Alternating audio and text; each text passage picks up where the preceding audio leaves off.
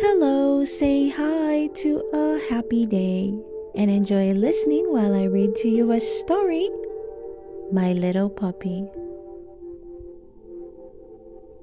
Everyone agreed that Isobel's little puppy, Patches, looked adorable. He had stumpy legs and a round, chubby tummy, silky soft ears, lively brown eyes, and a small patch just over his right eye. Isobel loved Patches, and Patches loved Isobel. And the only problem was that Patches was always getting himself and Isobel into trouble. Lots of trouble. On Monday, Patches chewed one of Dad's slippers and the strap on Mom's new purse. "Can't that animal chew on his toy?" complained Dad.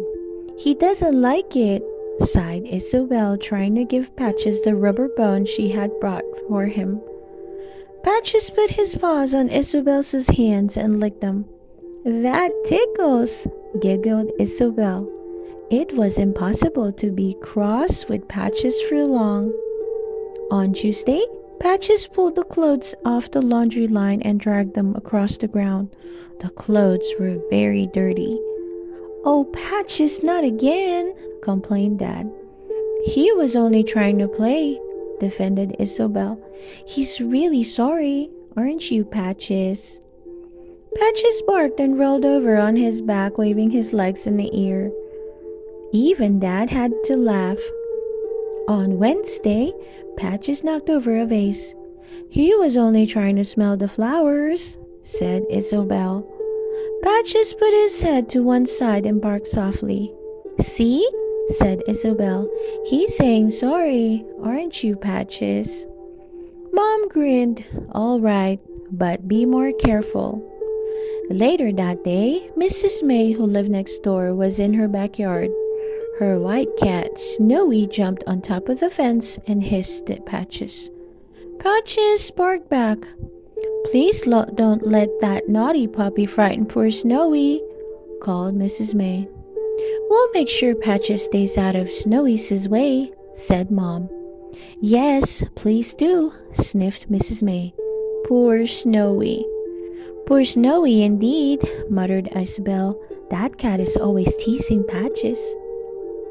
Now, Isobel," soothed Mom. "Mrs. May was telling me earlier that she's lost her gold ring.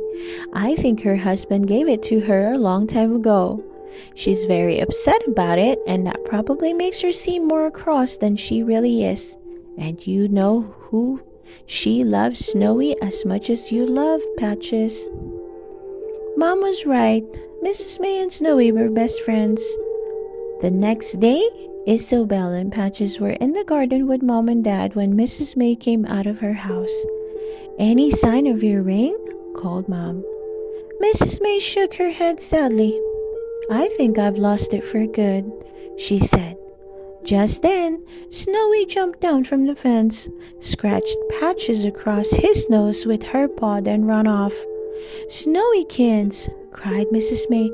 "Naughty kitty!" Patches squeezed through a hole in the fence and began to chase Snowy around and around Mrs. May's yard. Isobel and her parents followed. Around and around they went until Dad caught Patches.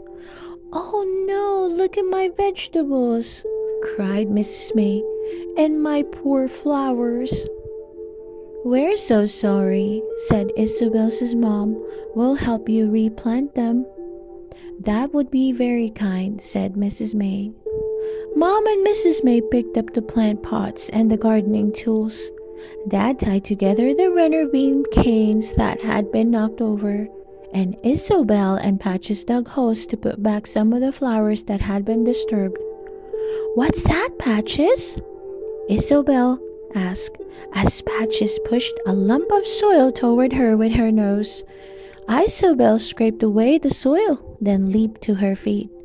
"Mrs. May, Mrs. May, Patches has found your ring." Mrs. May was delighted. "Oh, you clever puppy," she said, patting Patches' head. "How can I ever thank you?"